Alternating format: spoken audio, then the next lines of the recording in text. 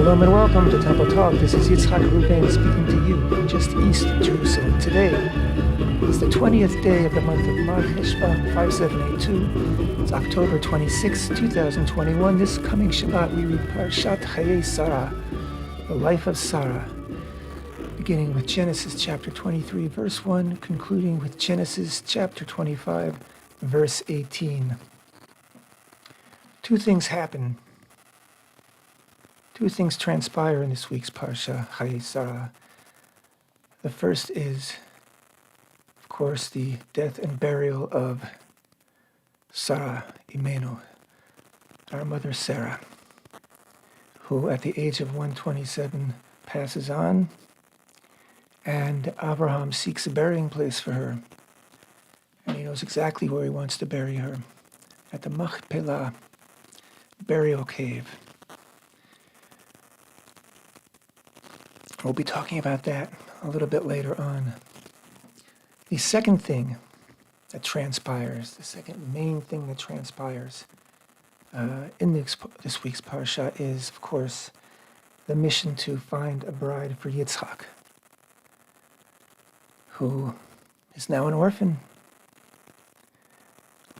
His father was about to offer him up to Shem, and his mother has died.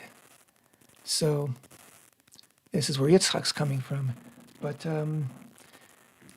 the thrust of the story really doesn't focus on Yitzchak at all. It focuses on an unnamed servant of Avraham, who is, of course, understood to be Eliezer, Eliezer of Damascus, who's mentioned earlier in our story by name.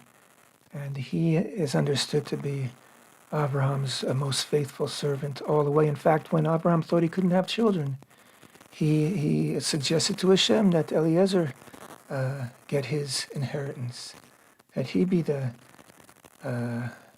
patriarch of a whole people. But HaShem said, no, he'll have a child. And of course, Avraham had two children, Ishmael and Yitzchak. And now Eliezer is going to find a bride for Yitzchak. And that story, fascinating story, takes up most of the Parsha. And then afterwards we hear that Avraham, after Yitzchak married, that Avraham also took on a wife. Torah had many more children, sent them away with gifts to the east. Some say that those gifts are all the philosophies and religions of the East that they took from the wisdom of Avraham. Those were his gifts. And they did with it what they did. In seeking out HaShem, the root. The root is always through Avraham.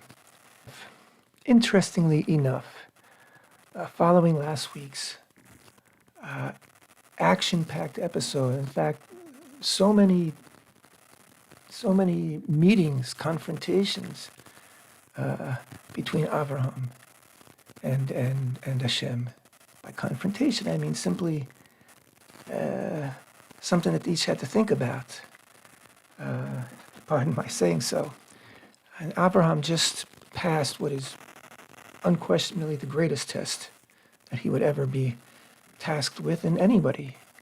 I mean, his own son, he was going to offer up to HaShem.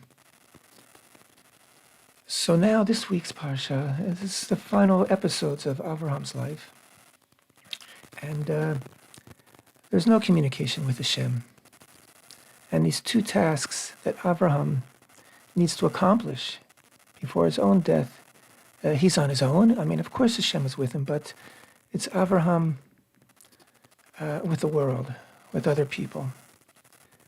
So he has to purchase land.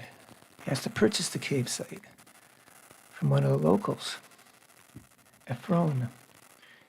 Avraham offers him a price. Now Ephron wants to give it to him as a gift, it would seem, although there seems to be some suggestion that he was, it was sort of an opening bargaining point to say, it's a gift. But of course, Avraham wanted to purchase it. He wanted proof of purchase. He wanted it recorded. because he wanted his descendants to know that he purchased it and that no one has the right to say otherwise because it is recorded. And it is in fact recorded. The purchase of the Machpelah cave is recorded in the Torah, right in our reading. For the 400 shekel, I believe that's the price that Avraham paid, a very nice price, to bury the dead.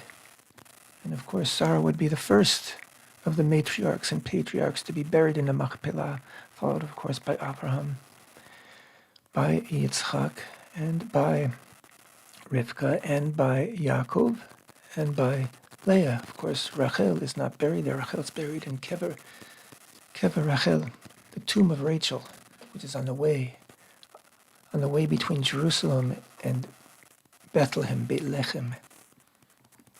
But all the other patriarchs and matriarchs are all buried in the Machpelah. And despite the fact that the purchase is clearly recorded here, to this day, we have some close relatives who will claim otherwise. But we're all familiar with what's written here. And your claims are very, very, very hollow, specious, false, and dubious, and treacherous. Because everybody not only has access to the record right here in the Torah, but they have access to it through their own traditions. It's all very well understood. So that's the purchase and the burial. Now this is obviously a passage from life to death. This is a huge thing in the life of the people. And Avraham just, on his own, as it were, God didn't give him instructions. Again, when I say Avraham on his own, Avraham's never on his own. HaShem is always with him. But what I'm trying to say is HaShem is not communicating outwardly with Avraham. Avraham is making his own decisions, and he's deciding, as it were, how we treat our dead from then till today. And he buried Sara, and he gave her a hesped. He eulogized her. And what he said is not recorded in our parsha, but he had what to say. And once Sara is buried, Avraham turns to the next and really final necessary task, final test, really, that he had to prove himself in his life. And again, this test, unlike the Akedah, unlike the binding of Yitzchak, wasn't a confrontation between Avraham and HaShem. It was Avraham making arrangements and HaShem blessing him. And in fact, it's even more than that. It's Avraham delegates this mission. He's old. He can't make the trip. He wants to go to Haran, where his people are, where his brother is, and he wants to find a bride for Yitzchak there, but he's old and infirmed and not up for the trip. So he calls upon Eliezer, a faithful servant of his, and he has him swear to Avraham that he will faithfully fulfill this mission, and that mission, of course, is to find a bride for Yitzchak in Haran. And Eliezer, who of course could be thinking, wow, this could have been me. And he could easily, if he were not a tzaddik, not a righteous person, have decided, well, it's in my best interest to never find a bride. But of course, Avraham entrusted him with this mission, and he fulfilled the mission beautifully. And he basically decided. He decided that there'll be a sign. He decided what that sign will be. Decided that if the woman, the maiden who he sees fulfills that sign, then she's the one. And of course, the setup was that Eliezer is going to go down to the well, and with his camels, as he came with a large dowry for the bride, many gifts to give to the bride and to her family. And camels, of course, would be part of the gifts. So the setup was that a woman would come, a young maiden, and fill her pail with water, and he'll ask if he can have a drink. And if she says yes, of course, and I'll water your camels as well, she's the one. If she says yes, of course, and then goes on her way, or refuses a request to water their camels, and of course she's not the one.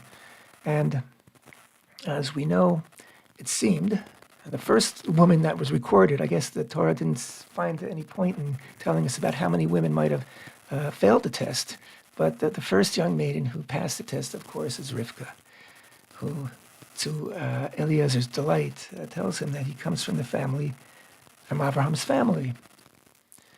So the story is told so beautifully in the Torah, with every detail, and it's told 3 times by, first Eliezer imagines what will be, and then once it happens, we hear that it happens. And then a 3rd time is he is telling Rivka's family what happened. So actually the Torah records this 3 times, each time a little bit different, but the Torah loves this story so much, it tells it 3 times. It's a beautiful story. It's also very fascinating because in both these cases, with the kever, with Machpelah, with the burial site of Machpelah, the Machpelah cave, which is in Hebron, and which on every Shabbat Chaye Sara, which is coming up for the past, it's 25 years, there's a big get-together of many people in Hebron. They have an open Shabbat. Thousands of people arrive to this tiny community of 100 people. I don't know, a very small community that actually just got started on some new building for the Jewish community in Hebron. But what I started to say was that the person who made the shidduch, right? That's the arrangement, the arranged marriage. The person who arranged it, found the bride and made the arrangements and brought the bride back was Eliezer. Eliezer was a disciple of Avraham. He's not, he's not biologically a son of Avraham, but he's a son of Avraham in that he's a disciple. And he's the one who carried this through. I just find that amazing that Avraham gave the authority to this man to decide the fate of the Jewish people, the children of Abraham, the children of Yitzchak, the children of Yisrael, Yaakov, to decide the fate. What's going to be? It's up to you. I trust you. I think that's an amazing discovery. Abraham, he saw God in everyone, and when he didn't, like when he was afraid, when he went to Egypt, or when he went to Plishtim, where Avimelech was, and he was afraid that there was no fear of God. And of course, a dream came to Pharaoh, and a dream came to Avimelech, and God spoke to them on Avraham's behalf. So as soon as Avraham is in a place, then God's there. When Avraham walks in the room, God's with him. Avraham walks out of the room, God's with him. So what I'm trying to say is that the Torah is all-inclusive of all mankind. We're following a family here, and that family is going to turn into tribes, and those tribes are going to turn to a people, and that people is going to receive Torah, and that people is going to move on after that. But the understanding that Avraham of one God that everybody can connect with is Avraham's inheritance to all mankind. But buying the kever, buying the gravesite, he had to deal with the local people. In fact, it says twice that he bowed down to the people. In fact, it says that he bowed down to Am Haaretz. And Am Haaretz means the local people, but it came to mean, become a derogatory term, or maybe not derogatory, but it denoted ignorant people who were not aware of Torah. So there is some criticism in the commentators. They say, well, Avram shouldn't have bowed down to these very ignorant people. It wasn't becoming. On the other hand, Avraham, he saw to it that he bowed down, a gesture of politeness, respect, and I imagine also a gesture of business. This is how you greet one another, with respect. And then you do your business. His business, of course, was purchasing. But he was dependent on the people of Hebron. He was dependent on this man Ephron to actually sell him this particular plot of land. So again, his trust was amazing. His trust was implicit. He knew exactly what he wanted. It wasn't like he was going and saying, have you got a place? Maybe you got an empty place in your cemetery. No, he knew exactly what he wanted. To know exactly what he wanted and to trust himself and this Ephron with the ability to negotiate and come to the proper conclusion was an amazing trust in HaShem, I believe. And so these final tests of Avraham, while they don't have the physical drama, the tension, perhaps, that some of the earlier tests of Avraham, and especially, of course, the Akedah, the binding of Yitzchak, they're nevertheless so significant. It's a leap forward, in that Avraham knows, he trusts, because Hashem is with him. He's right there. He's not visiting from afar. He's not appearing by the tent. He's right there. And Avraham has grown into that. They have a relationship. And their relationship, as the years pass, grows deeper. So this is a beautiful, beautiful Torah reading. This reading of Sara. And there's a lot of drama in it. If you don't know the end of the story, you don't know what's going to happen when he goes looking for a bride for Yitzchak.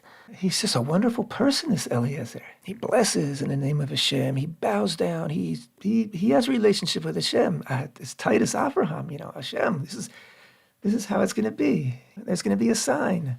It was a very blessed journey. And of course, he meets the family. He meets Rivka's brother, his mother and her mother and her father. And of course, the brother is Lavan, whom we're going to get to know a lot better later on. And they take him in and they welcome him. There's a place for him, a place and food for his camels. And of course, he's already bedecked Rivka with many jewels. The moment that he saw she was the one, he bedecked her with jewels, nose rings and bracelets. This is how you did it in those days, and in many places today. And many of today's, even in the modern world, many of today's ceremonies so much resemble what transpired here, but certainly here in Israel. So everybody agrees, but they say, stay a while. You don't have to leave yet. Stay, get to know us. Let my girl get her things together, be able to say goodbye to everyone. And here Eliezer puts his foot down and says, no, I got to go. I got to get back. I've been entrusted with making this happen, and now that it's happened, I got to let Avraham know I got to get back ASAP. And for this to transpire, they all turn their eyes to the young Rivka and say, do you agree? And again, Rivka, young girl, could have said, well, I can give maybe 2 weeks. No, she, of course, agreed to go right away. And then we have that wonderful, wonderful segment, sort of the conclusion of the whole story. It's so beautiful. When Rivka finally meets Yitzchak. So in Genesis chapter 24, verse 58, they called Rivka and said to her, will you go with this man? And she said, I will go. So they escorted Rivka, their sister, and her nurse, as well as Avraham's servant and his men. They blessed Rivka and said to her, our sister, may you come to be thousands of myriads, and may your offspring inherit the gates of its foes. Then Rivka arose with her maidens. They rode upon the camels and proceeded after the man. The servant took Rivka and went. Now Yitzchak came from having gone to Be'er Lachairoi, for he dwelt in the south country. Yitzchak went out to supplicate in the field towards evening. The word supplicate, actually lasiach, is the Hebrew, and it just means sort of to meditate, to be there. And he raised his eyes and saw, and behold, camels were coming. And Rivka raised her eyes and saw Yitzchak. She inclined while upon the camel. And she said to the servant, "Who is that man walking in the field toward us?" And the servant said, "He is my master." She then took the veil and covered herself. The servant told Yitzchak all the things that he had done. And Yitzchak brought her into the tent of Sara, his mother. He married Rivka, and she became his wife, and he loved her. And thus was Yitzchak consoled after his mother. I just find that so amazingly beautiful, so concise, so full of pathos, so full of sensuality, so full of empathy. And here's another thing. This time when the servant, Eliezer, who again, he's never called Eliezer in this week's reading. He's a servant. He's very modest. Now, Torah tells us that he told Yitzchak the whole story. But by just saying that and not telling the whole story, like it did three times before, it's sort of, I think, a wink and a nod. I think that Eliezer understood. He brought the bride home to Yitzchak. They didn't want to hear the whole story. They had time for that. So he cuts it short. And I just think that there's so much insight into humanity, into love, and it's just a tender moment when she leaves her family, the blessing she gets when she leaves her family, how the mystery of it, and the servant took her and left. As far as they were concerned, he just took her and left. It was all on trust. And then when he arrives, and Yitzchak sees her from afar, and it's a movie, but it's better than any movie. It's so tender. It's so full of pathos and love and emunah, faith, trust. And again, if you're reading this and you're not feeling, Hashem's presence, even though his name's not mentioned here, read it again, because Hashem is beaming. Hashem is beaming. This is precisely how Hashem wanted it to go down. And Avraham, with the help of Eliezer and with the agreement of Rivka's family and Rivka, made it happen. Made it happen. Something's changing here in the world. Good things are happening. And it's happening across borders. It's happening, from distances. It's growing. Very, very beautiful. I didn't read, as I traditionally do, I didn't read the opening verses of this week's Parashah Sara, and they're so beautiful also. So I'm going to read them now in Hebrew and then in English. Chapter 23, verse 1. Vayihu Chayei Sara 100 shana ו20 shana ו7 shanim Shnei Chayei Sara Vatamot Sara בקריית ארבע היא חברון בארץ כנען ויבוא אברהם לצפות לשרה לכבותה. Sarah's lifetime was 100 years, 20 years, and 7 years, the years of Sarah's life. Sarah died in Kiryat Arba, which is Hebron, land of Canaan, and Avraham came to eulogize Sarah and to weep for her. Avraham rose up from the presence of his dead and spoke to the children of Het, saying, I am an alien and a resident among you. Grant me an estate for a burial site with you, that I may bury my dead before me. And of course, that's the beginning of Avraham's negotiation and searching for the burial site, which of course he already knows what he wants, and that's the Machpelah. But Sarah's lifetime was 100 years, 20 years, and 7 years, the years of Sarah's life. The word chai, life, is mentioned twice before we're told that Sarah dies. And the name of the parsha, of course, is Parshat Chayei Sara, the life of Sarah. Those are the first words. And this is another parallel tradition to the actual burial procedures that Avraham, who instituted. This, again, emphasis on life, that, there's an ancient saying among our people that, The day of a person's birth is better than the day of, I'm sorry, the day of a person's death is better than the day of their birth, because you come into the world, you're empty. You're a blank slate like everybody else. When you leave, that's when you've seen who you are, what you're accomplishing, and that lives after you, your legacy. So that's I think underlying message of this whole, the way the Torah introduces us, and it's also so tender that it introduces us to Sarah's death by telling us how long she lived. And the way it tells us is very, very poetic and very beautiful. She lived 100 years. She lived 20 years, and she lived 7 years. And our sages teach us that, in fact, Rashi brings down that at 100, Sara was as sinless as a 20-year-old. And at 20, she still had the wholesome natural beauty. I'm reading this from a translation of a 7-year-old who doesn't need makeup to be beautiful. 127 years, used to say that, and like, wow, she was old. No, she was young. She was 100 like she was 20, and she was 20 like she was 7. She was young in her being, in her essence. She is the first of our matriarchs who is described as being beautiful, and the beauty generates from within. I mean, this is a beautiful eulogy right here, even before we know that she's died. So again, so much tenderness, so much humanity in these stories, in the entire story of Avraham. But again, he had such extremes of experience, and he had moments of doubt, moments of questioning, searching, but he stayed the course.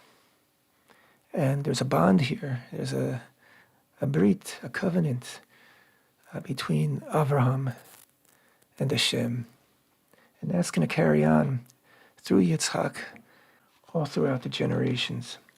So that was the death of Sara and the purchase of the Machpelah. Now the Machpelah, we're told by tradition, sits atop the entrance to Gan Eden, to the Garden of Eden. And there's a midrash. There's a beautiful story that actually relates to the opening episode of last week's Parsha Vayera, when the three angels came to meet Avraham. He greeted them by his tent as he was recovering from his circumcisions, from his Brit Milah.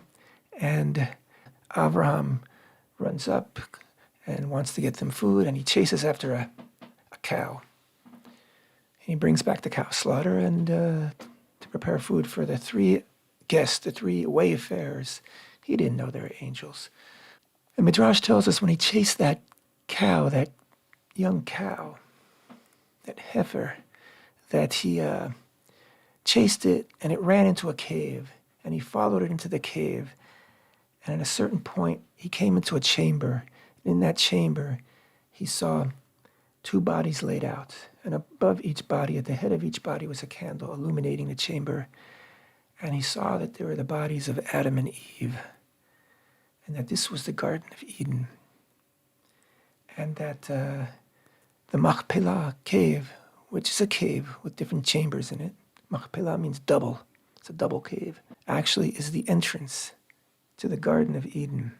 So this is why Avraham wanted that place to bury his dead, because the day that the good news came that he was going to have a son by Sara, that's the day that he learned about the Machpelah in the Garden of Eden. And of course, that was a very joyful day for him and Sara. They both laughed. They laughed, and Hashem said, "Why are you laughing?" They were shy. Sara denied, "I didn't laugh." And Hashem said, "You laughed." When she laughed, that's when she came back to life. It says that she laughed b'kirba, in her insides. That's, she chuckled, I guess. She chuckled to herself quietly. So I guess there was plausible denial there, right? Hashem said, "You laughed?" "I didn't laugh." I chuckled, I didn't laugh. But she laughed inside. And that laughter inside, that's what awoke her insides. She said, "What did she laugh?" "Because I'm too old to have children." When she laughed, it made her 50 years younger, 70 years younger. I don't know. That's what did it, which is why Hashem said, "Why did you laugh?" Because Hashem knew it right away, that her laughter really made the whole thing possible. So in the same chain of events as the day that Avraham discovered the entrance to Gan Eden, to the Garden of Eden, through the Machpelah, which is why he wanted his wife, Sara, who bore him Yitzchak, to be buried in the Machpelah.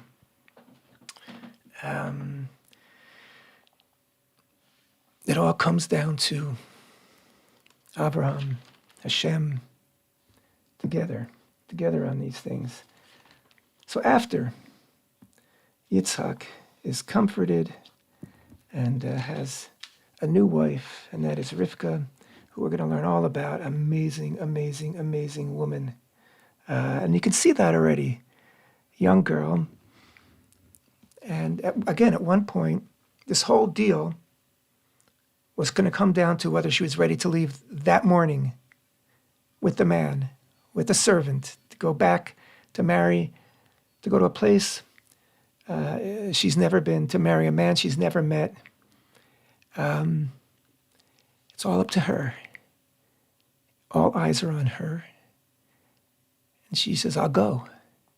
Just like Lech Lecha, just like when God said to Avraham, go to yourself, go to the land of Canaan, go to the land I'll show you. Avraham just got up and went. So there's something about the family that Avraham came from. They had that ability to seize the day and to not let the time slip away. So Rivka came back right away. And then Avraham married another woman, Torah. She's mentioned as not as a wife, but she's, how do they describe her? Well, it does actually. It says he took a woman. He married her. My mistake. Keturah. And he has many children through her. Many children who have many children. They're all listed here. And then, of course, he sends all her children to the east with gifts. Those gifts of insight and understanding and knowledge. And then we're told that the field that Avraham had bought from the children of Chet, there Avraham was buried. Oh, going to go back one more. And Avraham expired. This is right after he sent these people to the east. It says, now these are the days of the years of Avraham's life which he lived, 100 years, 70 years, and 5 years. And Avraham expired and died at a good old age, mature and content. And he was gathered to his people. His sons Yitzchak and Ishmael buried him in the cave of Machpelah in the field of Ephron, the son of Zohar, the Hittite, facing Mamre. The field that Avraham had bought from the children of Chet, there Avraham was buried, and Sara his wife. And it was after the death of Avraham that God blessed Yitzchak his son, and Yitzchak settled near Be'er Lachairoi. So Avraham, good old age, he died content, he died at peace, he died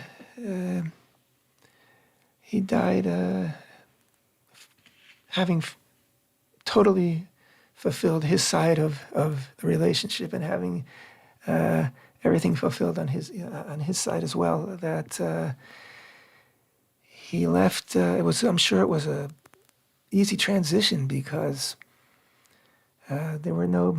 He was with God the whole time. He was with HaShem the whole time. Avraham, again, a very tender way of describing the demise of Avraham, and then. We're told a bit about Ishmael. That's the close of our parsha, and I believe I'm hearing the music. It's time to say goodbye. Thank you so much for being with me. Temple Talk.